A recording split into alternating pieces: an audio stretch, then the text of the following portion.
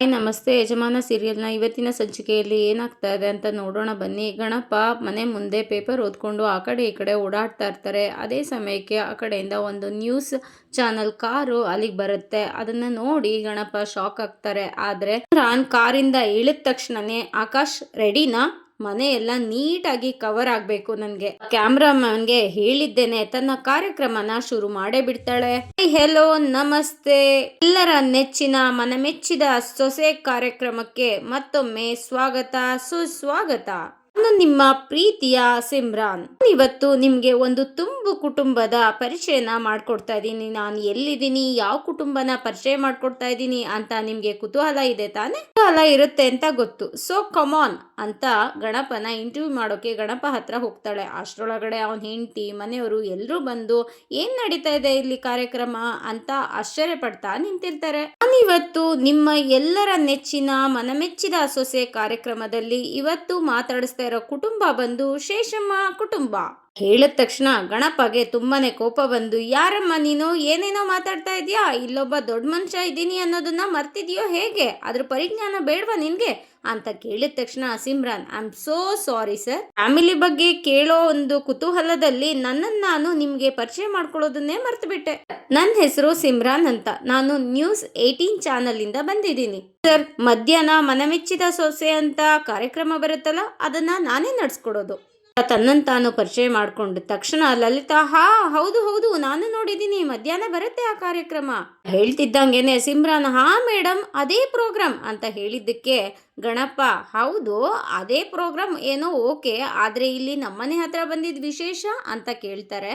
ಗಣಪ ಕೇಳಿದ ಮಾತ್ಗೆ ಸಿಮ್ರಾನ್, ಅದು ಸರ್, ನಮ್ಮ ಕಾರ್ಯಕ್ರಮದ ಉದ್ದೇಶ ಏನು ಅಂತ ಅಂದ್ರೆ, ನಾವು ನಮ್ಮ ರಾಜ್ಯದ ವಿವಿಧ ಕ್ಷೇತ್ರಗಳಿಗೆ, ವಿವಿಧ ಭಾಗಗಳಿಗೆ ಹೋಗಿ ನಾವು ತುಂಬದ ಕುಟುಂಬನ ಸರ್ಚ್ ಮಾಡಿ ಅವರ ಇಂಟರ್ವ್ಯೂ ಮಾಡ್ತೀವಿ. ತುಂಬು ಕುಟುಂಬ ಅಂತ ಅಂದ್ರೇನು, ಅದ್ರ ವ್ಯಾಲ್ಯೂಸ್ ಏನು, ಸಂಬಂಧಗಳು ಅಂದ್ರೆ ಏನು ಅನ್ನೋದನ್ನ ನಮ್ಮ ವೀಕ್ಷಕರಿಗೆ ತಿಳಿಸ್ಕೊಡ್ತೀವಿ. ಈ ರೀತಿ ನಮ್ಮ ಟೀಮ್ ಇವತ್ತು ನಿಮ್ಮ ಏರಿಯಾಗೆ ಬಂದು ತುಂಬದ ಕುಟುಂಬ ಯಾವುದು ಅಂತ ಸರ್ಚ್ ಮಾಡುವಾಗ ಜನಗಳೆಲ್ಲ ನಿಮ್ಮನೆ ಹೆಸರನ್ನ ಹೇಳ್ತಾ ಇದ್ರು ಸರ್.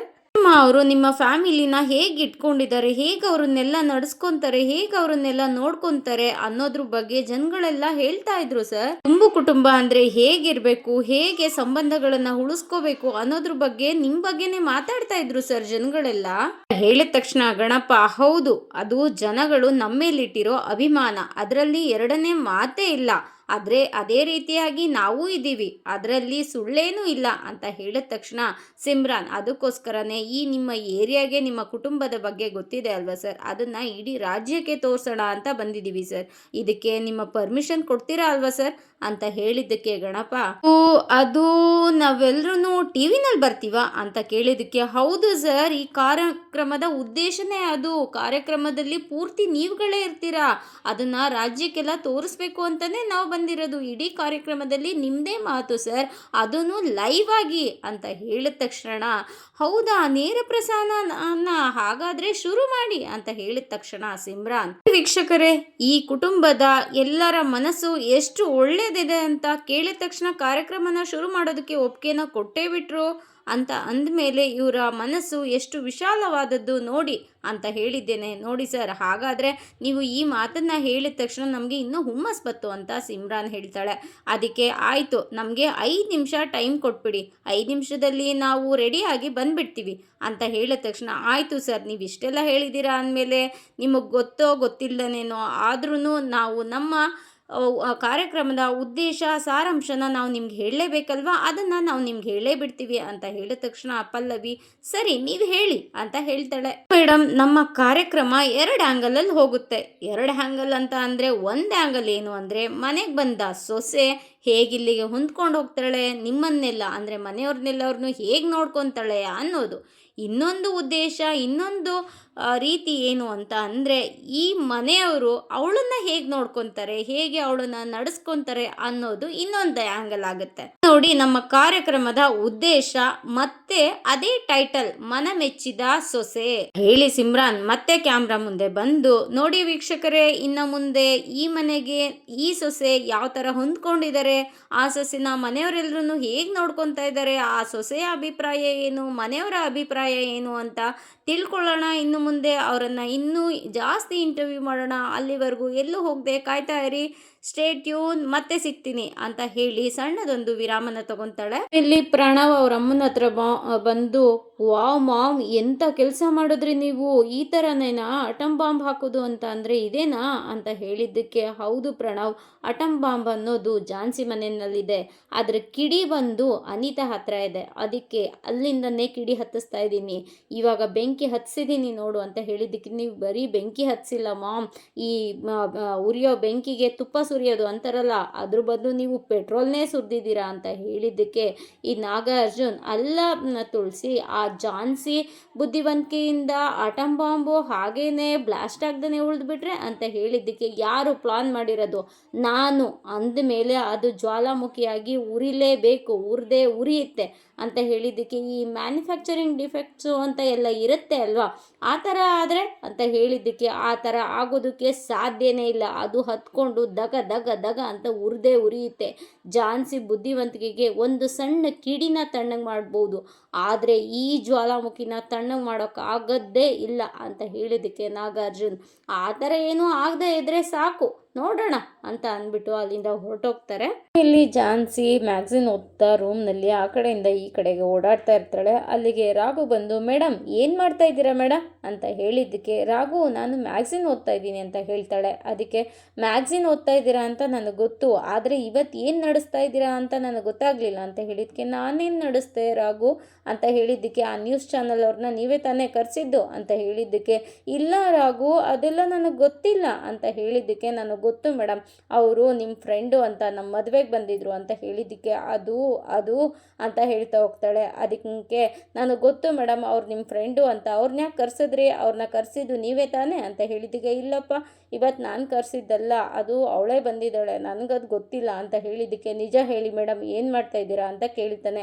ಅದಕ್ಕೆ ರಾಘು, ನಾನಿವತ್ತು ನೀರು ತರಕ್ಕೆ ಹೋಗಿದ್ನ, ನೀರು ತೊಗೊಂಡು ಬರಬೇಕಾದ್ರೆ ಅಕಸ್ಮಾತಾಗಿ ಅವಳು ನನಗೆ ಸಿಕ್ಕಿದ್ಲು, ನನಗಾಗಿದ್ದ ಪ್ರಾಬ್ಲಮ್ಸ್ಗಳೆಲ್ಲ ಅವಳ ಹತ್ರ ಹೇಳಿಕೊಂಡೆ, ಅದಕ್ಕೆ ನಮ್ಮ ಸಂಸಾರನ ಸರಿ ಮಾಡೋದಕ್ಕೋಸ್ಕರ, ನಮ್ಮ ಸಮಸ್ಯೆಗೆ ಪರಿಹಾರ ಕೊಡೋದಕ್ಕೋಸ್ಕರ ಅವಳು ಏನಾದರೂ ಒಂದು ಮಾಡ್ತೀನಿ ಅಂತ ಬಂದು, ಅದಕ್ಕೆ ನಾನು ಓಕೆ ಅಂತ ಹೇಳಿದೆ ಅಂತ ಹೇಳಿದ್ದಕ್ಕೆ, ಸರಿ ಮೇಡಮ್, ಸಂಸಾರ ಏನೋ ಸರಿ ಮಾಡಿದ್ರೆ ಸರಿ ಅಂತ ಹೇಳಿದ್ದಕ್ಕೆ, ಏನಂದೆ ಅಂತ ಅಂದ್ಬಿಟ್ಟು ಝಾನ್ಸಿ ಕೇಳ್ತಾಳೆ. ಅದಕ್ಕೆ, ಮೇಡಮ್ ನಾನು ಹಾಗಲ್ಲ ಹೇಳಿದ್ದು, ಸಂಬಂಧಗಳನ್ನು ಉಳಿಸಿದ್ರೆ ಪರವಾಗಿಲ್ಲ, ಆದರೆ ನಮ್ಮ ಮನೆಯವ್ರಿಗೆ ಕೋಪ ಎಲ್ಲಿವರೆಗಿದೆ ಅಂತ ನಿಮಗೇ ಗೊತ್ತು, ಅಂಥದ್ರಲ್ಲಿ ಈ ವಿಷಯ ಏನಾದರೂ ಅವ್ರಿಗೆ ಗೊತ್ತಾದರೆ ಏನಾದರೂ ಅನಾಹುತ ಆಗುತ್ತೆ ಅಂತ ನನಗೆ ಭಯ ಅಂತ ಹೇಳಿದ್ದಕ್ಕೆ, ನೋಡಿ ಯಜಮಾನ್ರೆ, ಅವಳು ನಮ್ಮ ಸಂಸಾರನ ಸರಿ ಮಾಡ್ತೀನಿ ಅಂತ ಹೇಳಿದ್ದಾಳೆ, ಹಾಗಾಗಿ ನಾನು ಹ್ಞೂ ಅಂತ ಹೇಳಿದೆ, ಅವಳು ಏನು ಹೇಳಿದಾಳೋ ಅದನ್ನು ನಡೆಸ್ಕೊಡೋದಷ್ಟೇ ನನ್ನ ಜವಾಬ್ದಾರಿ ಅಂತ ನಾಚಿಕೊಂಡು ಅಲ್ಲಿಂದ ಹೊರಟೋಗ್ತಾಳೆ. ಅದಕ್ಕೆ ರಾಘು, ಅಯ್ಯೋ ಇವ್ರು ಯಾಕೆ ನಾಚ್ಕೊಂಡು ಹೋದ್ರು, ಯಾಕೆ ಏನು ಮಾಡೋಕ್ಕೆ ಹೊರಟಿದ್ದಾರೆ ಇವರು ಅಂತ ಅವನು ಆಶ್ಚರ್ಯ ಪಡ್ತಾ ಇರ್ತಾನೆ. ನಾನು ಬ್ರೇಕ್ನ ತೊಗೊಂಡಾದ್ಮೇಲೆ ಪಲ್ಲವಿ ಬಂದು ಅವ್ರ ದೊಡ್ಡಪ್ಪನ ಹತ್ರ, ಅಲ್ಲ ದೊಡ್ಡಪ್ಪ, ನೀವು ಆ ಪ್ರೋಗ್ರಾಮ್ಗೆ ಒಪ್ಕೊಳ್ಳೋ ಅವಶ್ಯಕತೆ ಆದರೂ ಏನಿತ್ತು ಅಂತ ಹೇಳಿದ್ದಕ್ಕೆ, ನೋಡಮ್ಮ, ಇಂಥ ಅದೃಷ್ಟ ಯಾರಿಗೆ ಸಿಗುತ್ತೆ, ಯಾರಿಗೆ ತಾನೇ ಈ ಥರ ಒಂದು ಮನೆಗೆ ಬಂದು ಇಂಟರ್ವ್ಯೂ ಮಾಡೋ ಅಂಥ ಅವಕಾಶಗಳು ಸಿಗುತ್ತೆ, ನಮಗೆ ಸಿಕ್ಕಿದೆ ಅಂತ ಅಂದಮೇಲೆ ನಾವು ಅದಕ್ಕೆ ಗ್ರೇಟ್ ಆಗಿರಬೇಕು ಅಲ್ವಾ. ಅಂದರೆ ಇವಾಗ ನಾವು ಇದರಿಂದ ಟಿ ವಿನಲ್ಲಿ ಒಂದು ಬರ್ತೀವ, ಇನ್ನೊಂದು ಅವಳು ನಾಳೆ ನೋಟಿಸ್ ಬಂದಮೇಲೆ ಮನೆ ಬಿಟ್ಟು ಹೊರಟೋಗ್ತಾಳೆ, ಅಂದರೆ ಇವತ್ತು ಅವ್ರ ಪಾಡಿಗೆ ಅವರು ಬಂದು ಪ್ರೋಗ್ರಾಮ್ನ ಮುಗಿಸ್ಕೊಂಡು ಹೋದ್ಮೇಲೆ ನಾಳೆ ನೋಟಿಸ್ ಬರುತ್ತೆ, ಅದಾದಮೇಲೆ ಅವಳ ಪಾಡಿಗೆ ಅವಳು ಹೊರಟೋಗ್ತಾಳೆ ಅಂತ ಹೇಳಿದ್ದಕ್ಕೆ, ಇದ್ರ ಅವಶ್ಯಕತೆ ಇತ್ತ ದೊಡ್ಡಪ್ಪ, ಯಾಕೆ ಅಂದರೆ ನಮಗೆ ಅವಳ ಬಗ್ಗೆ ಇಷ್ಟ ಇಲ್ಲ ಅಂದ್ರೂ ನಾವು ಟಿ ವಿನಲ್ಲಿ ಆ ಥರ ಎಲ್ಲ ಹೇಳ್ಕೊಬೇಕಾ ಅಂತ ಹೇಳಿದ್ದಕ್ಕೆ, ಖಂಡಿತ ಹೇಳ್ಕೊಬೇಕು, ಅವಳು ಏನಂತ ಹೇಳಿರೋದು, ನಮ್ಮಿಂದ ಒಂದು ಒಳ್ಳೆ ನೆನಪನ್ನ ತೊಗೊಂಡು ಹೋಗಬೇಕು, ಅಂದರೆ ನಾವೆಲ್ಲರೂ ಅವಳನ್ನ ಚೆನ್ನಾಗಿ ನೋಡ್ಕೊತಾ ಇದ್ದೀವಿ ಅನ್ನೋದು ಒಳ್ಳೆ ನೆನಪನ್ನ ತೊಗೊಂಡೋಗ್ಬೇಕು ಅಂತ ಹೇಳಿದ್ದಾಳೆ.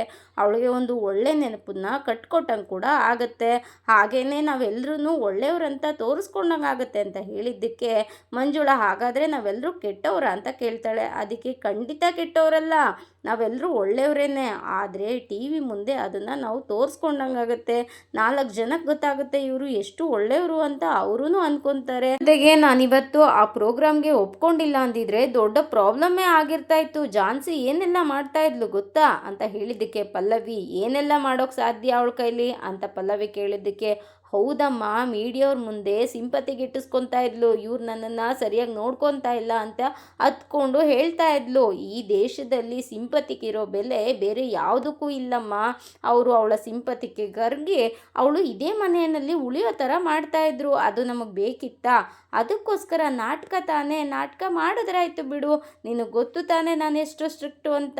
ನಾಳೆ ಅವಳು ನೋಟಿಸ್ ಬಂದ ತಕ್ಷಣ ಎಲ್ಲ ಲಗೇಜ್ ಎಲ್ಲ ತೊಗೊಂಡು ಅವಳು ಮನೆಗೆ ಹೊರಟೋಗ್ತಾಳೆ, ಅದರಲ್ಲಿ ತಪ್ಪೇನಿದೆ, ನೀನು ನನ್ನ ನಂಬು ಅಂತ ಹೇಳಿದ್ದಕ್ಕೆ, ದೊಡ್ಡಪ್ಪ ನೀವು ಹೇಳ್ತಾ ಇದ್ದೀರಾ ಅಂತ ನಾನು ನಿಮ್ಮ ಮಾತನ್ನು ನಂಬಿ ನಾನು ನಾಟಕ ಮಾಡೋದಕ್ಕೆ ಒಪ್ಕೊತಾ ಇದ್ದೀನಿ, ಏನಾದರೂ ಆಗಬೇಕು ಅಂತ ಹೇಳಿದ್ದಕ್ಕೆ, ನಿನಗೆ ಗೊತ್ತು ಅಲ್ವಮ್ಮ ನಾನು ಎಷ್ಟು ಸ್ಟ್ರಿಕ್ಟ್ ಅಂತ, ಇದಕ್ಕೆ ಒಪ್ಕೊ, ನೀನು ಧಾರಾಳವಾಗಿ ಒಪ್ಕೋಬೋದು ಅಂತ ಹೇಳ್ತಾನೆ.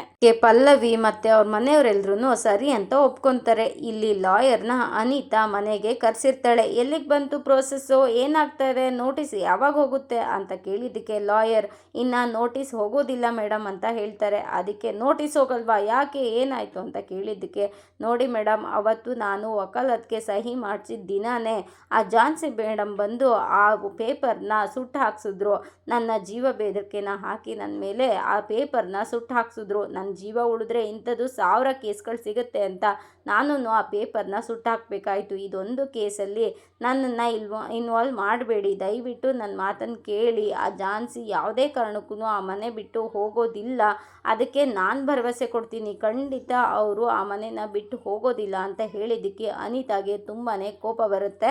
ಈ ಮನೆಯವರೆಲ್ಲರೂ ರೆಡಿಯಾಗಿದ್ದಾಯಿತು, ಸಿಮ್ರಾನ್ ಕೂಡ ಅಲ್ಲಿಗೆ ಬಂದಿದ್ದಾಯಿತು. ಓಕೆ ರೆಡಿನಾ ಪ್ರೋಗ್ರಾಮ್ಗೆ ಅಂತ ಕೇಳಿದ್ದಕ್ಕೆ ಗಣಪ ನಾವೆಲ್ಲರೂ ರೆಡಿ ಅಂತ ಹೇಳಿದ್ದಕ್ಕೆ ಸಿಮ್ರಾನ್ ಸರ್ ಎಷ್ಟು ಬ್ಯೂಟಿಫುಲ್ಲಾಗಿ ಕಾಣಿಸ್ತಾ ಇದ್ದೀರಾ ನೀವು, ಹ್ಯಾಂಡ್ಸಮ್ ಆಗಿ ಅಂತ ಹೇಳಿದ್ದಕ್ಕೆ, ನೋಡಮ್ಮ ನಾನು ಆಲ್ರೆಡಿ ಸುರಸುಂದರಾಂಗ, ಅಂಥದ್ರಲ್ಲಿ ಇವತ್ತು ಪ್ರೋಗ್ರಾಮ್ ಇದೆ ಅಂತ 2 ಸಲ ಮುಖ ತೊಳಿತಾ ಇದ್ದೀನಿ, ಚೆನ್ನಾಗಿ ಕಾಣಿಸ್ಲೇಬೇಕಲ್ವಾ ಅಂತ ಹೇಳಿದ್ದಕ್ಕೆ, ಸೋ ಕ್ಯೂಟ್ ಸರ್, ತುಂಬ ಚೆನ್ನಾಗಿ ಕಾಣಿಸ್ತಾ ಇದ್ದೀರಾ ಅಂತ ಹೇಳಿ ಪ್ರೋಗ್ರಾಮ್ನ ಶುರು ಮಾಡ್ತಾಳೆ. ಇನ್ನು ಮನಮೆಚ್ಚಿದ ಸೊಸೆ ಕಾರ್ಯಕ್ರಮಕ್ಕೆ ಎಲ್ಲರಿಗೂ ಸ್ವಾಗತ ಸುಸ್ವಾಗತ ಅಂತ ಹೇಳಿದ ತಕ್ಷಣ ಗಣಪ ಅಲ್ಲಮ್ಮ ಅದನ್ನಮ್ಮ ಆಗಲೇ ಹೇಳ್ದಲ್ಲಮ್ಮ ಅಂತ ಹೇಳಿದ್ದಕ್ಕೆ, ನೋಡಿ ಸರ್ ಬ್ರೇಕ್ ಆದಮೇಲೆ ಮತ್ತೆ ಮತ್ತೆ ಇದನ್ನು ಹೇಳ್ತಾ ಇರಬೇಕಾಗತ್ತೆ ಅಂತ ಹೇಳಿದಿಗೆ, ಸರಿ ಸರಿ ಏನು ಬೇಕೋ ಅದನ್ನು ಹೇಳ್ಕೊಳ್ಳಮ್ಮ ಅಂತ ಹೇಳಿದ್ಮೇಲೆ, ವೀಕ್ಷಕರೇ ಇವತ್ತಿನ ಮನಮೆಚ್ಚಿದ ಸೊಸೆ ಕಾರ್ಯಕ್ರಮಕ್ಕೆ ಎಲ್ಲರಿಗೂ ಸ್ವಾಗತ ಸುಸ್ವಾಗತ. ಇವತ್ತು ಇಲ್ಲಿ 2 ಆ್ಯಂಗಲಲ್ಲಿ ಈ ಕಾರ್ಯಕ್ರಮನ ನೀವು ನೋಡಬಹುದು. ಒಂದು ಆ್ಯಂಗಲ್ಲು ಅಲ್ಲಿಂದ ಬರೋ ಸೊಸೆ ಅಂದರೆ ಬೇರೆ ಮನೆಯಿಂದ ಇಲ್ಲಿಗೆ ಬರೋ ಹೆಣ್ಮಗಳು ಈ ಮನೆಗೆ ಹೇಗೆ ಹೊಂದ್ಕೊಂಡಿದ್ದಾಳೆ, ಯಾವ ಥರ ಸಂಸಾರನ ನಿಭಾಯಿಸ್ಕೊಂಡು ಹೋಗ್ತಾ ಇದ್ದಾಳೆ ಅನ್ನೋದು. ಇನ್ನೊಂದು ಈ ಮನೆಯವರು ಅವಳನ್ನ ಹೇಗೆ ಅಕ್ಸೆಪ್ಟ್ ಮಾಡ್ಕೊಂಡಿದ್ದಾರೆ, ಯಾವ ಥರ ಅವಳನ್ನ ಇವ್ರು ನೋಡ್ಕೊಂಡು ಹೋಗ್ತಾ ಇದ್ದಾರೆ, ಯಾವ ಥರ ಪ್ರಾಬ್ಲಮ್ನ ಸಾಲ್ವ್ ಮಾಡಿಕೊಂಡು ಚೆನ್ನಾಗಿ ಖುಷಿಯಾಗಿ ಹೋಗ್ತಾ ಇದ್ದಾರೆ ಅನ್ನೋದು ಇವತ್ತಿನ ಕಾರ್ಯಕ್ರಮದ ವಿಶೇಷ. ಅಂಥದ್ರಲ್ಲಿ ಇವತ್ತು ರೆಡಿನಾ ಮನಮೆಚ್ಚಿದ ಸೊಸೆ ಕಾರ್ಯಕ್ರಮ ನೋಡೋದಕ್ಕೆ ಅಂತ ವೀಕ್ಷಕರನ್ನ ಕೇಳಿದ್ದು ಆಯಿತು. ಹಾಗೇನೆ ಇವತ್ತು ನಿಮ್ಮ ಸೊಸೆ ಬಗ್ಗೆ ಮಾತಾಡೋದಕ್ಕೆ ಯಾರು ರೆಡಿ ಇದ್ದೀರಾ ಮೊದಲು ಅಂತ ಕೇಳಿದ್ದಕ್ಕೆ ಗಣಪ ಅದು ಈ ಮನೆಗೆ ನಮ್ಮಮ್ಮನೇ ಹಿರಿಯರು, ಆದರೆ ಈ ಮನೆಗೆ ನಾನೇ ಹಿರಿ ಮಗ, ಹಾಗಾಗಿ ನಾನೇ ಮಾತಾಡ್ತೀನಿ ಫಸ್ಟ್ ಹೇಳಿದ್ದೇನೆ. ಸೋಫಾ ಮೇಲೆ ಎದ್ದು ನಿಂತ್ಕೊಂಡ್ಬಿಡ್ತಾರೆ. ಅದಕ್ಕೆ ಸರ್ ಕೂತ್ಕೊಂಡೇ ಮಾತಾಡಿ ಅಂತ ಹೇಳಿದ್ದಕ್ಕೆ, ನಾನು ಎಲ್ರಿಗೂ ಕಾಣಿಸ್ಬೇಕಲ್ಲಮ್ಮ ಅಂತ ಗಣಪ ಹೇಳ್ತಾನೆ. ಅದಕ್ಕೆ ಇಲ್ಲ ಸರ್, ನಮ್ಮ ಕ್ಯಾಮ್ರಾಮ್ಯಾನ್ ನಿಮ್ಮನ್ನ ಝೂಮ್ ಆಗಿ ತೋರಿಸ್ತಾರೆ, ನೀವೇನು ಹೆದರ್ಕೊಂಬೇಡಿ, ನೀವು ಎಲ್ಲ ಥರದಲ್ಲೂ ಚೆನ್ನಾಗಿ ಕಾಣಿಸ್ತೀರಾ, ಕೂತ್ಕೊಂಡೇ ಮಾತಾಡಿ ಸರ್ ಆರಾಮಾಗಿ ಅಂತ ಹೇಳಿದ್ದಕ್ಕೆ, ನೋಡಮ್ಮ ಹಿರಿಮಗ ಅಂತ ಅಂದರೆ ಒಂದು ಜವಾಬ್ದಾರಿ, ಒಂದು ಗತ್ತು, ಹಿರಿ ಮಗ ಕರೆಕ್ಟ್ ಆಗಿದ್ದರೆ ಮನೆಯೆಲ್ಲ ಚೆನ್ನಾಗಿ ನಡ್ಕೊಂಡು ಹೋಗುತ್ತೆ ಅನ್ನೋದು ನನ್ನ ನಂಬಿಕೆ, ಹಾಗಾಗಿ ನಾನು ಯಾವಾಗಲೂ ಮುಂದೆ ನಿಂತಿರ್ತೀನಿ, ಇವರೆಲ್ಲರೂ ನನ್ನ ಹಿಂದೆ ಇರ್ತಾರೆ ಅಂತ ಗಣಪ ಹೇಳ್ತಾನೆ. ಸರಿ ಸರ್, ಹಾಗಾದರೆ ನಿಮ್ಮ ಸೊಸೆ ಬಗ್ಗೆ ಏನನ್ಸುತ್ತೆ, ನಿಮ್ಮ ಅಭಿಪ್ರಾಯ ಏನು ಅಂತ ಹೇಳಿ ಸರ್ ಅಂತ ಹೇಳಿ ವೀಕ್ಷಕರೇ ಇವತ್ತು ನಮ್ಮ ಗಣಪ ಸರ್ನೇ ಫಸ್ಟ್ ಮಾತಾಡಿಸ್ಬಿಡೋಣ, ಅವರ ಸೊಸೆ ಬಗ್ಗೆ ಏನು ಅಭಿಪ್ರಾಯ ಇದೆ ಅಂತ ಕೇಳೋಣ ಬನ್ನಿ ಅಂತ ಹೇಳಿ ಸರ್ ನಿಮ್ಮ ಸೊಸೆ ಬಗ್ಗೆ ಏನು ಅನಿಸುತ್ತೆ ಅಂತ ಹೇಳಿದ್ದಕ್ಕೆ ಗಣಪ ತುಂಬ ಕೋಪದಿಂದ, ನೋಡಮ್ಮ ಫಸ್ಟ್ ಆಫ್ ಆಲ್ ಅವಳು ಝಾನ್ಸಿ ನಮ್ಮನೆ ಸೊಸೆನೇ ಅಲ್ಲ ಅಂತ ಹೇಳಿದ ತಕ್ಷಣ ಎಲ್ರಿಗೂ ಶಾಕ್ ಆಗಿಬಿಡುತ್ತೆ, ಏನು ಈ ಥರ ಮಾತಾಡ್ತಾ ಇದ್ದಾರೆ ಅಂತ ಅಂದ್ಬಿಟ್ಟು ಎಲ್ಲರೂ ಗಣಪನ ಮುಖನೇ ನೋಡೋಕೆ ಶುರು ಮಾಡ್ತಾರೆ. ಆವಾಗ ಜೋಕ್ಸ್ ದ ಪಾರ್ಟ್ ಅಂತ ಅಂದ್ಬಿಟ್ಟು ಅವಳು ಈ ಮನೆ ಸೊಸೆ ಅಲ್ಲ, ಈ ಮನೆ ಮಗಳು ಅಂತ ಗಣಪ ಹೇಳ್ತಾರೆ. ಎಲ್ರಿಗೂ ಸಮಾಧಾನ ಆಗುತ್ತೆ. ಅವಳನ್ನ ನಾನು ನನ್ನ ಮನೆ ಮಗಳು ಅಂತ ಹೇಳ್ಕೊತಾ ಇದ್ದೀನಿ ಅಂದರೆ ಅವಳ ಬಗ್ಗೆ ನಮಗೆ ಎಷ್ಟು ಅಭಿಮಾನ ಅಭಿಪ್ರಾಯಗಳು ಎಷ್ಟು ಖುಷಿ ಇದೆ ಅಂತ ನೀನೇನೆ ಅರ್ಥ ಮಾಡ್ಕೊ. ಅವಳು ಬರೀ ನೀರು ತಗೊಂಡು ಬಾರಮ್ಮ ಬಾಯಾರಿಕೆಗೆ ಅಂದರೆ ಸಿಹಿ ಪಾಕನೇ ತೊಗೊಂಡು ಬರ್ತಾಳೆ, ಬಾವಿನೇ ತೊಗೊಂಡು ಬಂದು ಹರಿಸ್ತಾಳೆ ಇಲ್ಲಿ. ಹಾಗೇನೆ ಅವಳ ಕೈ ರುಚಿ ಹೇಗೆ ಅಂತ ಅಂದರೆ ನಮ್ಮಮ್ಮನ ಕೈ ರುಚಿನೇ ಮರೆಸೋ ಅಂತ ಕೈ ರುಚಿ. ಅಷ್ಟು ರುಚಿಯಾಗಿರುತ್ತೆ ಅವಳ ಅಡಿಗೆ. ಅವಳು ನಮ್ಮ ಎಲ್ಲರ ಪ್ರೀತಿಗೆ ಅರ್ಹಳು ಅಂತ ನಾನು ಹೇಳೋದಕ್ಕೆ ಇಷ್ಟಪಡ್ತೀನಿ. ಅವಳಷ್ಟೇ ಅಲ್ಲಮ್ಮ, ನಾವೂ ಅಷ್ಟೇ ಅವಳನ್ನ ಮನೆ ಮಗಳ ಥರ ನಾವು ನೋಡ್ಕೊತೀವಿ. ನಿಮ್ಮ ಟೈಟಲ್ಗೆ ಮನ ಮೆಚ್ಚಿದ ಸೊಸೆ ಅವಳಾಗಿರ್ತಾಳೆ, ಹಾಗೇ ಸೊಸೆ ಮೆಚ್ಚಿದ ಕುಟುಂಬ ನಮ್ಮದಾಗಿರುತ್ತೆ. ಅಷ್ಟು ಒಳ್ಳೆ ಸೊಸೆನ ಪಡೆಯೋದಕ್ಕೆ ನಾವು ತುಂಬಾ ಅದೃಷ್ಟ ಮಾಡಿದ್ವಿ. ಹುಟ್ಟಾನೆ ಶ್ರೀಮಂತಿಕೆಯಲ್ಲಿ ಹುಟ್ಟಿದ್ರೂ ಆದರೆ ಇಲ್ಲಿ ತುಂಬಾ ಸಿಂಪಲ್ಲಾಗಿ ನಮ್ಮ ಮನೆಗೆ ಹೊಂದ್ಕೊಂಡು ಹೋಗ್ತಾ ಇದ್ದಾಳೆ ಅಂತ ಹೇಳಿದ್ದಕ್ಕೆ ಸಿಮ್ರಾಗೆ ತುಂಬಾ ಖುಷಿಯಾಗಿ, ನೋಡಿ ಸರ್, ನಿಮ್ಮ ಥರ ಒಬ್ಬ ಮಾವ ಸಿಕ್ಬಿಟ್ರೆ ಎಲ್ಲರಿಗೂ ತುಂಬ ಚೆನ್ನಾಗಿರುತ್ತೆ, ಎಲ್ಲರೂ ತುಂಬ ಖುಷಿಯಾಗಿರ್ತಾರೆ. ನಿಮ್ಮಂಥ ಒಬ್ಬ ಮಾವ, ಇಂಥದ್ದೊಂದು ಕುಟುಂಬ ಸಿಗಬೇಕು ಸರ್ ಎಲ್ಲರ ಹೆಣ್ಮಕ್ಳಿಗೆ ಅಂತ ಹೇಳ್ತಾರೆ. ಎಲ್ರಿಗೂ ತುಂಬಾ ಖುಷಿಯಾಗುತ್ತೆ. ಗಣಪನ ಇಂಟರ್ವ್ಯೂ ಏನೋ ಮುಗೀತು. ಅದಾದಮೇಲೆ ಸಿಮ್ರಾ, ನೋಡಿ ವೀಕ್ಷಕರೇ, ನಮ್ಮ ಝಾನ್ಸಿ ಮೇಡಮ್ನ ದೊಡ್ಡತ್ತೆ ಆದಂತಹ ಲಲಿತಾ ಅವ್ರನ್ನ ಇವಾಗ ಮಾತಾಡ್ಸೋಣ ಅಂತ ಲಲಿತಾ ಅವ್ರಿಗೆ ಮೈಕ್ನ ಹಿಡಿದು, ಹೇಳಿ ಮೇಡಮ್, ನಿಮ್ಮ ಸೊಸೆ ಬಗ್ಗೆ ಏನು ಅಭಿಪ್ರಾಯ ಇದೆ ನಿಮಗೆ ಅಂತ ಹೇಳಿದ್ದಕ್ಕೆ 1 ನಿಮಿಷ ಅಂತ ಅವರು ಕೂದಲೆಲ್ಲ ಸರಿ ಮಾಡಿಕೊಂಡು, ನೋಡಿ ಮೇಡಮ್, ನಮ್ಮ ಝಾನ್ಸಿ ಬಗ್ಗೆ ಹೇಳಬೇಕು ಅಂತ ಅಂದರೆ ನಮಗೆ ದಿನಗಟ್ಟಲೆ ಬೇಕು. 2 ದಿನದಲ್ಲಿ 2 ಮಾತಲ್ಲಿ ಹೇಳೋಕ್ಕೆ ಸಾಧ್ಯನೇ ಇಲ್ಲ. ಅಷ್ಟು ಒಳ್ಳೆ ಸೊಸೆ ಅವಳು. ಇಲ್ಲಿಗೆ ಬಂದಾಗ ಅವಳು ಶ್ರೀಮಂತಿಗೆಯಲ್ಲಿ ಬೆಳೆದಿದ್ರಿಂದ ನಮ್ಮ ಮನೆಗೆ ಹೊಂದ್ಕೊತಾಳೋ ಸರಿ ಹೋಗ್ತಾಳೋ ಇಲ್ವೋ ಅಂತ ನಮಗೆಲ್ಲರಿಗೂ ಇತ್ತು. ಆದರೆ ಅವಳು ಆ ಆತಂಕನ ದೂರ ಮಾಡಿ ಆಸಕ್ತಿಯಿಂದ ಎಲ್ಲ ಕೆಲಸನೂ ಕಲ್ತಿದ್ದಾಳೆ. ಇವಾಗ ಒಂದು ಕೆಲಸ ಬರುತ್ತೆ, ಒಂದು ಕೆಲಸ ಬರಲ್ಲ ಅನ್ನೋ ಹಾಗಿಲ್ಲ. ಪ್ರತಿಯೊಂದು ಕೆಲಸನ ಮಾಡಿಕೊಂಡು ನಮ್ಮ ಮನೆಗೆ ಹೊಂದ್ಕೊಂಡು ತಕ್ಕನಾದಂತಹ ಸೊಸೆಯಾಗಿ ಅವಳು ಹೋಗ್ತಾ ಇದ್ದಾಳೆ. ಅವಳ ಬಗ್ಗೆ ಹೇಳಬೇಕು ಅಂತ ಅಂದರೆ 2 ಮಾತಿನಲ್ಲಿ ಸಾಧ್ಯ ಇಲ್ಲ ಮೇಡಮ್. ಅವಳು ನಮ್ಮೆಲ್ಲರ ಅಚ್ಚುಮೆಚ್ಚು ಸೊಸೆ ಅಂತ ಹೇಳಿದ ತಕ್ಷಣ ಎಲ್ಲರಿಗೂ ತುಂಬಾ ಖುಷಿ ಆಗುತ್ತೆ. ಅದರಲ್ಲೂ ಝಾನ್ಸಿಗೆ ತುಂಬಾ ಖುಷಿ ಆಗುತ್ತೆ. ಹಾಗೇನೆ ಇನ್ನೂ ಒಂದು ಮಾತು ಹೇಳ್ತಾಳೆ, ಮೇಡಮ್, ನಮ್ಮ ಯಜಮಾನ್ರು ಯಾವಾಗ್ಲೂ ಹೇಳ್ತಾ ಇರ್ತಾರೆ, ಆಸಕ್ತಿ ಇರೋರಿಗೆ ಆಲೂಗಡ್ಡೆನೂ ಫ್ರೆಂಚ್ ಫ್ರೈ ಥರ ಕಾಣಿಸುತ್ತಂತೆ, ಹಾಗೇನೆ ಆಸಕ್ತಿ ಇಲ್ಲದೆ ಇರೋರಿಗೆ ಚಿನ್ನದ ಮೊಟ್ಟೆನೂ ಕಟ್ ಮಾಡೋದಕ್ಕೆ ತುಂಬಾ ಕಷ್ಟ ಅನಿಸುತ್ತಂತೆ. ಹಾಗೆ ನಮ್ಮ ಝಾನ್ಸಿ ಮೊದಲನೇ ಕೆಟಗರಿಗೆ ಸೇರಿದವಳು. ಅವಳಿಗೆ ಆಲೂಗಡ್ಡೆ ನೋಡಿದ ತಕ್ಷಣ ಫ್ರೆಂಚ್ ಫ್ರೈ ಆಗುತ್ತೆ. ಹಾಗೇ ಅವಳು ಪ್ರತಿಯೊಂದು ಕೆಲಸನ ಕಲಿತು ಈ ಮನೆಯಲ್ಲಿ ನಿಭಾಯಿಸ್ಕೊಂಡು ಹೋಗ್ತಾ ಇದ್ದಾಳೆ ಅಂತ ಹೇಳಿದ ತಕ್ಷಣ ಎಲ್ರಿಗೂ ಖುಷಿಯಾಗುತ್ತೆ. ಹಾಗೆ ಸಿಮ್ರಾನ್, ನೋಡಿ ಎಂಥ ಒಳ್ಳೆ ಮಾತನ್ನ ಹೇಳಿದ್ರು ಅವರ ದೊಡ್ಡತ್ತೆ. ಹಾಗೆಯೇ ಮೋಸ್ಟ್ ಇಂಪಾರ್ಟೆಂಟ್ ಅವರ ಅತ್ತೆ ಮಂಜುಳನ್ನ ಮಾತಾಡ್ಸೋಣ ಇವಾಗ ಅಂತ ಮಂಜುಳಾ ಕಡೆಗೆ ಮೈಕ್ನ ತೋರಿಸ್ತಾಳೆ. ಅವರ ಅತ್ತೆ ಮಂಜುಳಾ ಮಾತಾಡೋದು ತುಂಬಾ ಇಂಪಾರ್ಟೆಂಟ್ ಆಗುತ್ತೆ. ಯಾಕೆ ಅಂದರೆ ನಮ್ಮ ಈಗಿನ ಸೀರಿಯಲ್ಗಳಲ್ಲಿ ಅತ್ತೆನ ತುಂಬ ವಿಲನ್ ಥರ ತೋರಿಸ್ತಾರೆ. ಅಂದರೆ ಕತ್ತಿಗೆ ಸುತ್ಕೊಂಡಿರೋ ಹಾವಿನ ಥರ ಸೊಸೆ ಇರ್ತಾಳೆ ಅಂತ ತೋರಿಸ್ತಾರೆ. ಅದು ನಿಜಾನ ಸುಳ್ಳ ಅಂತ ನಾವು ಮಂಜುಳಾ ಅವರನ್ನ ಕೇಳಿ ತಿಳ್ಕೊಳ್ಳೋಣ ಅಂತ ಮಂಜುಳಾ ಅವ್ರ ಕಡೆ ಮೈಕ್ ತೋರಿಸ್ದಾಗ, ಇಲ್ಲ ನಾನು ಮಾತಾಡಲ್ಲಪ್ಪ ಅಂತ ಮಂಜುಳಾ ಹೇಳ್ತಾಳೆ. ಅದಕ್ಕೆ ಅಲ್ಲಿ ಲಲಿತಾ ಕಿವಿನಲ್ಲಿ, ಅಯ್ಯೋ ಮಂಜುಳಾ ಮಾತಾಡು, ನಾವು ಟಿ ವಿನಲ್ಲಿ ಬರ್ತೀವಿ, ಇಲ್ಲಿ ಕ್ಯಾಮ್ರಾ ಇದೆ ಅಂತ ಹೇಳ್ಕೊಡ್ತಾಳೆ. ಅದಕ್ಕೆ ಹ್ಞೂ ಸರಿ ಅಂತ ಅವಳು ಹೇಳ್ತಾಳೆ. ಗಣಪ ಕೂಡ, ಮಂಜುಳಾ ಯಾಕಮ್ಮ ನಾಚ್ಕೊತಾ ಇದೆಯಾ, ಮಾತಾಡು ಅಂತ ಹೇಳಿಬಿಟ್ಟು ಅವಳಿಗೆ ಸ್ವಲ್ಪ ನಾಚಿಕೆ, ಮಾತಾಡ್ತಾಳೆ ಅಂತ ಹೇಳಿದ ತಕ್ಷಣ ಸರಿ ಆಯಿತು ಅಂತ ಮೈಕ್ನ ಮಂಜುಳಾ ಈಸ್ಕೊತಾಳೆ. ಅನಿತಾ ಮನೆಯಲ್ಲಿ ಅವ್ರ ಮನೆ ಕೆಲಸದವಳು ಟಿ ವಿನ ಆನ್ ಮಾಡ್ತಾಳೆ. ಟಿ ವಿ ಆನ್ ಮಾಡಿದಾಗ ಅಲ್ಲಿ ಮಂಜುಳಾ ಮಾತಾಡ್ತಾ ಇರೋದನ್ನ ನೋಡಿ ಅವಳಿಗೆ ಶಾಕ್ ಆಗಿ, ಅನಿತಕ್ಕ ಬನ್ನಿ ಇಲ್ಲಿ ಅಂತ ಮನೆಯವ್ರನ್ನೆಲ್ಲರನ್ನೂ ಕರೀತಾಳೆ. ಅಲ್ಲಿಗೆ ಬಂದು ಯಾಕೆ ಈ ಥರ ಕಿರ್ಚ್ಕೊಂಡೆ ಅಂತ ಕೇಳಿದ್ದಕ್ಕೆ ಅಲ್ಲಿ ನೋಡಿ ಅಂತ ಹೇಳಿದ ತಕ್ಷಣ ಅವರು ಎಲ್ಲ ಟಿ ವಿ ಕಡೆ ನೋಡೋದಕ್ಕೆ ಶುರು ಮಾಡ್ತಾರೆ. ಅವ್ರಿಗೆ ಅರಿವೇ ಇರಲ್ಲ ಈ ಥರದ್ದೊಂದು ಪ್ರೋಗ್ರಾಮ್ ನಡೀತಾ ಇರುತ್ತೆ ಅಂತ. ಅಣ್ಣ ಇಲ್ಲೇನು ನಡೀತಾ ಇದೆ ಅಂತ ಅನಿತಾ ಕೇಳಿದ್ದಕ್ಕೆ, ಗೊತ್ತಿಲ್ಲ ಅನಿ, ನಾನು ಇವಾಗಲೇ ತಾನೇ ನಾನು ನೋಡ್ತಾ ಇರೋದು ಅಂತ ಮಿಥುನ್ ಹೇಳ್ತಾನೆ. ಇಲ್ಲಿ ಇವರಿಗೆ ಅರಿವೇ ಇಲ್ದೇ ಅನಿತಾ ಮನೆಯವರು ಈ ಪ್ರೋಗ್ರಾಮ್ನ ನೋಡ್ಬೋದು ಅನ್ನೋ ಅರಿವೇ ಇಲ್ದೇ ತಮ್ಮ ಮಾತನ್ನು ತಾವು ಶುರು ಮಾಡ್ತಾರೆ. ಮಂಜುಳಾ ಹೇಳ್ತಾಳೆ, ನನ್ನ ಸೊಸೆ ಮುದ್ದಿನ ಸೊಸೆ, ನನ್ನನ್ನು ಯಾವಾಗಲೂ ಮುದ್ದತ್ತೆ ಅಂತ ಕರೀತಾಳೆ. ಅದರಲ್ಲೇ ನಾವು ತಿಳ್ಕೊಬೇಕು ಅವಳು ನನ್ನನ್ನು ಎಷ್ಟು ಪ್ರೀತಿ ಮಾಡ್ತಾಳೆ ಅಂತ. ನಾವು ಅವಳನ್ನ ಅಷ್ಟೇ ಪ್ರೀತಿ ಮಾಡ್ತೀವಿ. ಹೇಳಬೇಕು ಅಂದರೆ ನಮ್ಮ ಭಾವ ಹೇಳ್ದಂಗೆ ನಮ್ಮೆಲ್ಲರ ಮನಸ್ಸನ್ನು ಅವಳು ಗೆದ್ದು ಈ ಮನೆಯಲ್ಲಿ ಸಂತೋಷವಾಗಿ ಹೋಗ್ತಾ ಇದ್ದಾಳೆ. ಅವಳು ನಮ್ಮ ಎಲ್ಲರ ಮೆಚ್ಚಿನ ಸೊಸೆ ಅಂತ ಹೇಳಿದ್ದಕ್ಕೆ ವಾವ್, ಈ ಥರ ನಾವು ಕೇಳೋದಕ್ಕೆ ತುಂಬಾ ಖುಷಿ ಆಗ್ತಾ ಇದೆ. ಅದೇ ರೀತಿ ನಿಮ್ಮ ಮುದ್ದಿನ ಸೊಸೆ ಅಂತ ಏನೋ ಹೇಳಿದ್ರಿ, ಹಾಗೆಯೇ ನಿಮ್ಮ ಮಗ ಮತ್ತು ಸೊಸೆಯ ಜೋಡಿ ಬಗ್ಗೆ ಹೇಳಿ ಅಂತ ಹೇಳಿದ್ದಕ್ಕೆ ಗಣಪ, ಅಯ್ಯೋ ಅವಾಗಲೇ ನಾನು ಹೇಳೋದನ್ನು ಮರ್ತೆ, ಮೈಕ್ ಕೊಡಿ ಇಲ್ಲಿ ನಾನು ಹೇಳ್ತೀನಿ ಅಂತ ಮೈಕ್ನ ಇಸ್ಕೊಂಡು ಮತ್ತೆ ಝಾನ್ಸಿ ಮತ್ತು ರಾಘುನ ಜೋಡಿ ಹೇಳಬೇಕು ಅಂದರೆ ಅದೇನೋ ಈಚ್ ಅದರ್ ಅಂತಾರಲ್ಲ ಹಾಗೆ ಅಂತ ಹೇಳಿದ್ದಕ್ಕೆ ಮೇಡ್ ಫಾರ್ ಈಚ್ ಅದರ್ ಅಂತ ಸಿಮ್ರಾನ್ ಹೇಳ್ತಾಳೆ. ಹಾಂ ಅದೇ ಅವರಿಬ್ರು ಮೇಡ್ ಫಾರ್ ಈಚ್ ಅದರ್ ಝಾನ್ಸಿಗೆ ರಾಘು ಹುಟ್ಟಿದ್ದಾನೆ, ರಾಘುಗೆ ಝಾನ್ಸಿ ಹುಟ್ಟಿದ್ದಾಳೆ ಅಂತ ಅನ್ಸುತ್ತೆ ಅಂತ ಇಬ್ರು ಮೈಕಲ್ ಹೇಳ್ತಾರೆ. ಈ ರಾಯ್ ಝಾನ್ಸಿನ ಮೀಟ್ ಮಾಡಿಕೊಂಡು ತುಂಬ ಖುಷಿಯಿಂದ ಮನೆಗೆ ಬರ್ತಾ ಇರ್ತಾನೆ. ಅಲ್ಲಿಗೆ ನಾಗಾರ್ಜುನ್ ಮತ್ತೆ ಅವನ ಫ್ಯಾಮಿಲಿ ಅಂದರೆ ತುಳಸಿ, ಪ್ರಣವ್ ಈ 3 ಜನ ಎದುರಿಗೆ ಬಂದು ನಾಗಾರ್ಜುನ್ ಅವರು ಹತ್ರ ರಾಯ್ ಏನಿದು ಇವತ್ತು ಇಷ್ಟೊಂದು ಖುಷಿಯಾಗಿ ಬರ್ತಾ ಇದೆಯಲ್ಲ, ಏನಾಯ್ತು ಅಂತ ಕೇಳಿದ್ದಕ್ಕೆ, ನೋಡಿ ಸರ್, ನಮ್ಮ ಝಾನ್ಸಿ ಮೇಡಮ್ ಮತ್ತು ರಾಘು ಸರ್ ಇಬ್ಬರು ಒಂದಾಗೋದಕ್ಕೋಸ್ಕರ ನನ್ನಿಂದ ಏನಾದರೂ ಒಂದು ಕಾಣಿಕೆ ಕೊಡಬೇಕು ಅಂತ ಯೋಚನೆ ಮಾಡ್ತಾ ಇದ್ದೆ. ಅಂಥದ್ರಲ್ಲಿ ಇವಾಗ ನನ್ನ ಆಸೆ ಈಡೇರ್ತು ಅಂತ ಅನ್ನಿಸ್ತು, ಅದಕ್ಕೋಸ್ಕರ ಇಷ್ಟು ಖುಷಿಯಿಂದ ಬರ್ತಾ ಇದ್ದೀನಿ ಅಂತ ಹೇಳಿದ್ದಕ್ಕೆ ತುಳಸಿ ಅಂಥದ್ದೇನು ಮಾಡಿದೆ ಅಂತ, ಮಹಾಕಾರ್ಯ ಏನು ಮಾಡಿದೆ ಅಂತ ಕೇಳಿದ್ದಕ್ಕೆ ರಾಯ್ಗೆ ಶಾಕ್ ಆಗುತ್ತೆ. ಯಾಕೆ ಹಿಂಗೆ ಕೇಳ್ತಾ ಇದ್ದಾರೆ ಅಂತ. ಅಲ್ಲಪ್ಪ, ಅಂಥದ್ದು ಏನು ಮಾಡಿ ಬಂದೆ ಅಂತ ಕೇಳಿದ್ದಕ್ಕೆ, ಅದು ಮೇಡಮ್ ನನಗೆ ಒಬ್ಬರು ಹೇಳಿದರು, ಅಲ್ಲೊಂದು ದೇವಿಯ ವಿಗ್ರಹ ಇದೆ, ಅಂದರೆ ದೇವಸ್ಥಾನ ಇದೆ, ಅಲ್ಲಿಗೆ ಹೋಗಿ ಹರಕೆ ಕಟ್ಕೊಂಡು ಯಾರ ಬಗ್ಗೆ ಯಾರಿಗೆ ಒಳ್ಳೇದಾಗಬೇಕು ಅಂತ ಕೇಳ್ಕೊತೀವೋ ಅವರಿಗೆ ಒಳ್ಳೇದಾಗುತ್ತೆ ಅಂತ ಹೇಳಿದರು. ಅಲ್ಲಿಗೆ ಹೋಗಿ ನಾನು ಇವತ್ತು ಕಂಕಣ ತೊಗೊಂಡೋಗಿ ಝಾನ್ಸಿ ಮೇಡಮ್ ಕೈಗೆ ಕಟ್ಟು ಬಂದೆ, ಅಣ್ಣನ ಸ್ಥಾನದಲ್ಲಿ ನಿಂತು. ಅದಕ್ಕೆ ನನಗೆ ತುಂಬಾ ಖುಷಿ ಆಗ್ತಾ ಇದೆ, ನನ್ನ ಈ ಕೋರಿಕೆ ಈಡೇರುತ್ತೆ, ಮೇಡಮ್ಗೆ ಒಳ್ಳೇದಾಗತ್ತೆ ಅಂತ ನನಗೆ ಅನ್ನಿಸ್ತಾ ಇದೆ, ಅದಕ್ಕೋಸ್ಕರ ಈ ಥರ ಮಾಡಿದೆ ಅಂತ ಹೇಳಿದ್ದಕ್ಕೆ ನಾಗಾರ್ಜುನ್, ಹೌದು, ನಿನ್ನಂಥ ನಿಸ್ವಾರ್ಥ ಮನಸ್ಸಿನಿಂದ ಬೇಡ್ಕೊಂಡವ್ರಿಗೆ ಆ ದೇವರು ಒಳ್ಳೇದು ಮಾಡೇ ಮಾಡ್ತಾರೆ, ಸ್ವಾರ್ಥ ಮನಸ್ಸು ಇರೋರಿಗೆ ಒಳ್ಳೇದು ಮಾಡೋದಿಲ್ಲ ಅಂತ ರಾಯ್ಗೆ ನಾಗಾರ್ಜುನ್ ಹೇಳ್ತಾರೆ.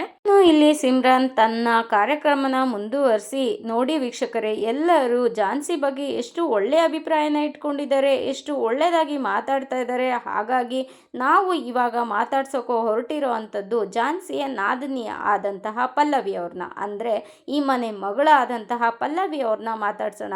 ಸೊ ಹೇಳಿ ಪಲ್ಲವಿ ಅವರೇ, ನಿಮ್ಮ ಅತ್ತಿಗೆ ಬಗ್ಗೆ ನಿಮ್ಗೇನು ಅನಿಸುತ್ತೆ, ಏನು ಅಭಿಪ್ರಾಯ ಇದೆ, ನಿಮ್ಮ ಮನೆಯವರು ಹೇಳಿದ್ದೆಲ್ಲ ಸತ್ಯನಾ ಅಂತ ಕೇಳಿದ್ದಕ್ಕೆ ಪಲ್ಲವಿ ಸುಮ್ಮನೆ ಕೂತಿರ್ತಾಳೆ. ಅದಕ್ಕೆ ಯಾಕೆ ಪಲ್ಲವಿ ಅವರೇ ಸುಮ್ಮನೆ ಕೂತಿದ್ದೀರಾ, ಅಂದರೆ ನಿಮ್ಮ ಅತ್ತಿಗೆ ಬಗ್ಗೆ ನಿಮಗೆ ಮಾತಾಡೋಕ್ಕೆ ಇಷ್ಟ ಇಲ್ವೋ ಅಥವಾ ಮಾತೇ ಆಡೋಲ್ವಾ ಅಂತ ಕೇಳಿದ್ದಕ್ಕೆ ಗಣಪ, ಅಮ್ಮ ಯಾಕಮ್ಮ ನ್ಯೂಸ್ ಚಾನಲ್ ಮುಂದೆ ಈ ಥರ ನಡ್ಕೊತಾ ಇದೆಯಾ, ಮಾತಾಡಮ್ಮ ಅಂತ ಹೇಳಿದ್ದಕ್ಕೆ, ಹೇಗಪ್ಪ ದೊಡ್ಡಪ್ಪ ಮಾತಾಡೋಕ್ಕಾಗುತ್ತೆ, ಮನಸ್ಸಿಗೆ ವಿರುದ್ಧವಾಗಿ ಮಾತಾಡೋಕ್ಕಾಗುತ್ತಾ ಅಂತ ಹೇಳಿದ್ದಕ್ಕೆ, ನಾವೇನು ಸತ್ಯನ ಮಾತಾಡ್ತಾ ಇದ್ದೀವಿ, ಸುಳ್ಳು ತಾನೇ ಮಾತಾಡ್ತಾ ಇರೋದು, ಮಾತಾಡಮ್ಮ ಅಂತ ಹೇಳಿದ್ದಕ್ಕೆ, ಸರಿ ದೊಡ್ಡಪ್ಪ ಅಂತ ಅಂದ್ಬಿಟ್ಟು ಪಲ್ಲವಿ ಝಾನ್ಸಿ ಬಗ್ಗೆ ಒಳ್ಳೆಯ ಅಭಿಪ್ರಾಯನ ತಿಳಿಸ್ತಾಳೆ. ನಮ್ಮ ಅತ್ತಿಗೆ ಬೆಸ್ಟ್ ಸೊಸೆ, ಬೆಸ್ಟ್ ಮನೆ ಮಗಳು, ಬೆಸ್ಟ್ ಅತ್ತಿಗೆ, ಬೆಸ್ಟ್ ಎಲ್ಲದರಲ್ಲೂ ಬೆಸ್ಟ್ ಬೆಸ್ಟ್ ಬೆಸ್ಟ್ ಹೆಂಡತಿ, ಬೆಸ್ಟ್ ಪರ್ಫೆಕ್ಟ್ ಅಂತ ಹೇಳಿದ್ದಕ್ಕೆ ಸಿಮ್ರಾನ್ಗೆ ತುಂಬಾ ಖುಷಿಯಾಗುತ್ತೆ. ನೋಡಿ, ಪಲ್ಲವಿ ಅವರು ಸಿಂಪಲಾಗಿ ಹೇಳಿದ್ರು ತುಂಬ ಚೆನ್ನಾಗಿ ಹೇಳಿದ್ದಾರೆ.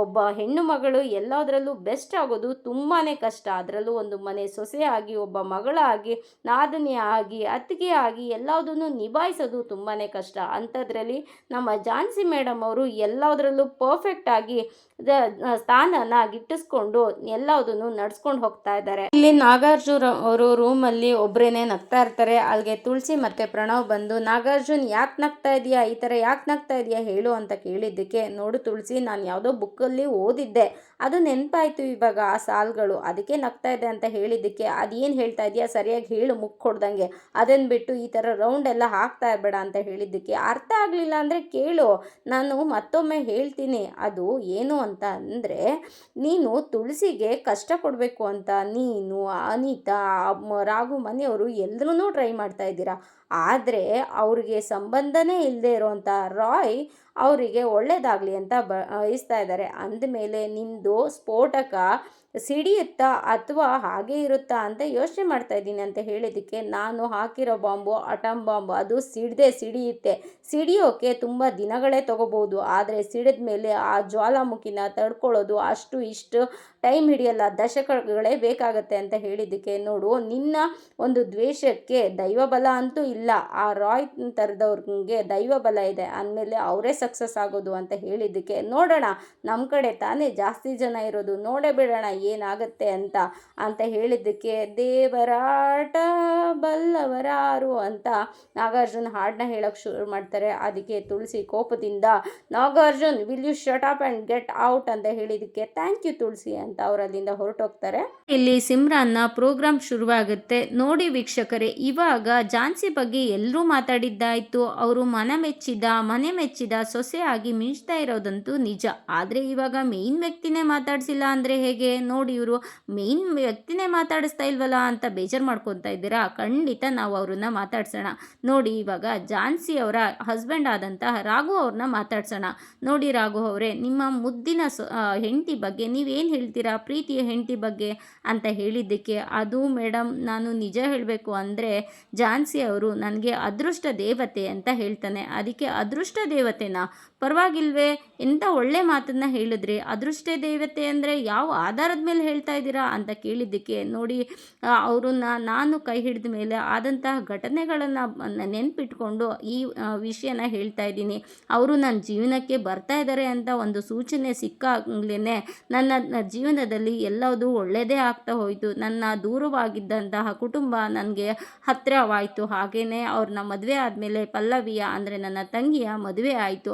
ಅವರು ಬಂದ ಮೇಲೆ ಎಲ್ಲ ಖುಷಿ ಕಷ್ಟಗಳು ಎಲ್ಲ ಕಷ್ಟಗಳು ಎಲ್ಲವೂ ದೂರ ಆಗಿ ಖುಷಿಯಿಂದ ಸಂತೋಷದಿಂದ ನಗುಮುಖದಿಂದ ಈ ಮನೆಯಲ್ಲಿ ನಾವೆಲ್ಲರೂ ಇದ್ದೀವಿ. ಅದಕ್ಕೆಲ್ಲ ಕಾರಣ ನಮ್ಮ ಝಾನ್ಸಿಯವರೇ. ಅವರು ನನ್ನ ಪಾಲಿಗೆ ಅದೃಷ್ಟ ದೇವತೆ ಅಲ್ಲದೇ ಇನ್ನೇನು ಹೇಳಬೇಕು ಅನ್ನೋದು ನನಗೆ ಗೊತ್ತಾಗ್ತಾ ಇಲ್ಲ ಅಂತ ಹೇಳಿದ್ದಕ್ಕೆ ತುಂಬಾ ಖುಷಿ ಪಡ್ತಾರೆ. ಅದಕ್ಕೆ ಸಿಮ್ರಾನ್, ನೋಡಿ ಎಂಥ ಒಳ್ಳೆ ಮಾತನ್ನು ಹೇಳಿದ್ರು, ವಾವ್ ಎಲ್ಲರೂ ಕ್ಲ್ಯಾಪ್ಸ್ ಹಾಕಿ ಅಂತ ಎಲ್ಲರ ಹತ್ರ ಕ್ಲ್ಯಾಪ್ಸ್ ಹಾಕ್ತಾರೆ. ಇಲ್ಲಿ ಅನಿತಾಗೆ ತುಂಬಾ ಕೋಪ ಬಂದು ಟಿವಿನ ಒಡೆದಾಕೋದಕ್ಕೆ ಮುಂದಾಗ್ತಾಳೆ. ಅದಕ್ಕೆ ಅಲ್ಲಿದ್ದ ಮಿಥುನ್, ಏನು ಮಾಡ್ತಾ ಇದೆಯಾ ಅನಿತಾ ಅಂತ ಹೇಳಿದ್ದಕ್ಕೆ ಅವಳು ಇನ್ನೇನಣ್ಣ ಮಾಡಲಿ ಅಂತ ಹೇಳಿದ್ದಕ್ಕೆ, ನಿನ್ನ ಕೋಪನ ಟಿ ವಿ ಮೇಲೆ ತೋರಿಸ್ತಾ ಇದೆಯಾ, ಕಂಟ್ರೋಲ್ ಯುವರ್ ಸೆಲ್ಫ್ ಅಂತ ಹೇಳಿದ್ದಕ್ಕೆ ಅವಳು ಅಲ್ಲಿಂದ ಕೋಪ ಮಾಡಿಕೊಂಡು ಹೊರಟೋಗ್ತಾಳೆ.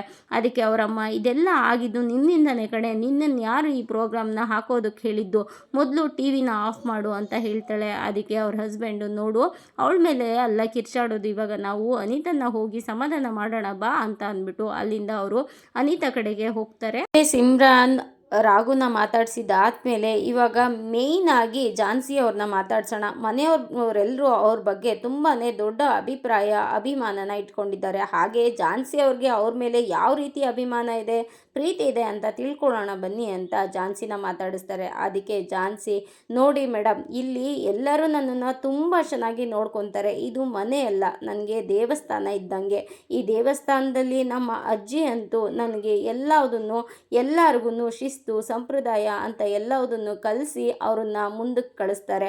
ಹಾಗೆಯೇ ನಮ್ಮ ಮಾವ ದೇವತಾ ಮನುಷ್ಯ ಇದ್ದಂಗೆ.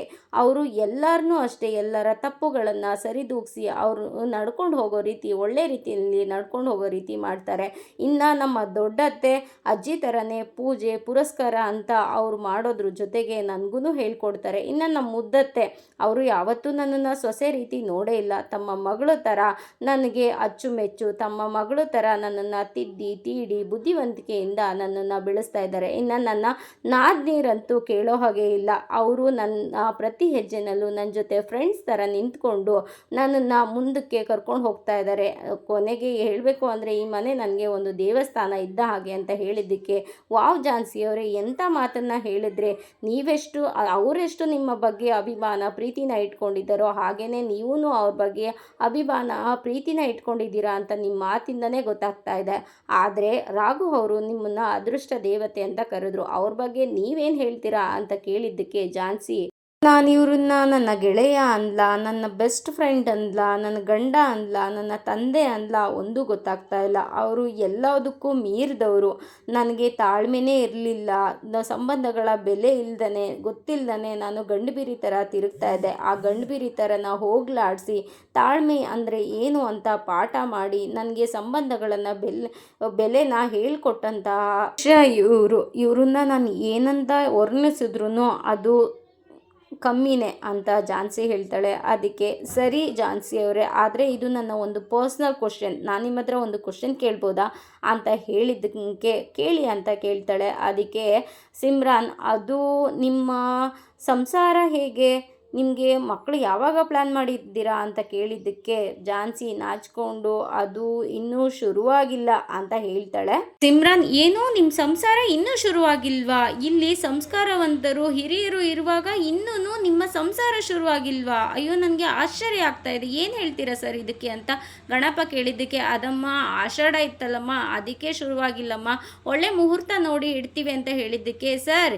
ಇವತ್ತಿಂದ ಎಲ್ಲವುದು ಒಳ್ಳೆ ಮುಹೂರ್ತನೇ, ನೀವು ಇವತ್ತೇ ಇಟ್ಕೋಬೋದಲ್ಲ ಅಂತ ಹೇಳಿದ್ದಕ್ಕೆ, ಆಗಬಹುದು ಅಂತ ಹೇಳಿದ್ದಕ್ಕೆ ಪಲ್ಲವಿ, ಏನು ದೊಡ್ಡಪ್ಪ ಹೇಳ್ತಾ ಇದೆಯಾ ಅಂತ ಹೇಳಿದ್ದಕ್ಕೆ, ಅಲ್ಲಮ್ಮ ಅದು ಪ್ರೋಗ್ರಾಮ್ ಮುಗಿಸ್ಕೊಂಡು ಅವ್ರು ಹೋಗ್ತಾರೆ, ಸಂಜೆ ನಾವು ಮಾಡೋದು ಬಿಡೋದು ಅದು ನಮಗೆ ಬಿಟ್ಟಿದ್ದು ತಾನೇ, ಸುಳ್ಳು ತಾನೇ, ಅವ್ರ ಮುಂದೆ ಎಲ್ಲ ಸತ್ಯ ಹೇಳೋಕ್ಕಾಗತ್ತಾ, ಆಗಲಿ ಬಿಡು ಅಂತ ಹೇಳಿದ್ದಕ್ಕೆ ಸರಿ ಅಂತ ಪಲ್ಲವಿ ಒಪ್ಕೊತಾಳೆ.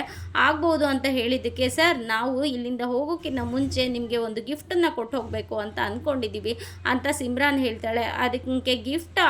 ಧಾರಾಳವಾಗಿ ಕೊಡಮ್ಮ, ನೀವು ಕೊಡೋದನ್ನು ನಾವು ಪ್ರೀತಿಯಿಂದ ಸ್ವೀಕರಿಸ್ತೀವಿ ಅಂತ ಹೇಳಿದ್ದಕ್ಕೆ ಸಿಮ್ರಾನ್, ನೋಡಿ ಸರ್ ಇಲ್ಲಿವರೆಗೂ ನಮ್ಮ ಪ್ರೋಗ್ರಾಮಲ್ಲೇ ನಡೀತಾ ಇರುವಂತಹ ಒಂದು ಘಟನೆ ಇಲ್ಲಿ ನಡೀತಾ ಇದೆ ಅಂದಂಗೆ, ಅಂದರೆ ನಿಮ್ಮ ಒಂದು ಮಗ ಮತ್ತು ಸೊಸೆಯ ಸಂಸಾರ ಶುರು ಆಗದೇ ಇರೋದ್ರಿಂದ ಅವರ ರೂಮ್ ಡೆಕೋರೇಷನ್ನು ಮತ್ತು ಅವ್ರನ್ನ ರೂಮಲ್ಲಿ ಕಳಿಸೋದು, ಅವರ ಅಲಂಕಾರಗಳು ಎಲ್ಲದನ್ನು ನಮ್ಮ ತಂಡದ ಕಡೆಯಿಂದ ಫ್ರೀಯಾಗಿ ಮಾಡಿಕೊಡ್ಬೇಕು ಅಂತ ನಾವು ನಿರ್ಧಾರನ ಮಾಡಿದ್ದೀವಿ ಅಂದ ತಕ್ಷಣ ಗಣಪಂಗೆ ಶಾಕ್ ಆಗಿ, ಅದು ಆಗ್ಬಹುದಮ್ಮ ಅಂತ ಹೇಳ್ತಾನೆ. ಅದಕ್ಕೆ ಸಿಮ್ರಾನ್ ಝಾನ್ಸಿ ಹತ್ರ, ಇದಕ್ಕೆ ನಿಮ್ಮ ಅಭಿಪ್ರಾಯ ಏನು ಮೇಡಮ್ ಅಂತ ಕೇಳಿದ್ದಕ್ಕೆ, ಅದು ನನಗೆ ನಾಚಿಕೆ ಆಗತ್ತೆ ಅಂತ ಝಾನ್ಸಿ ಹೇಳ್ತಾಳೆ.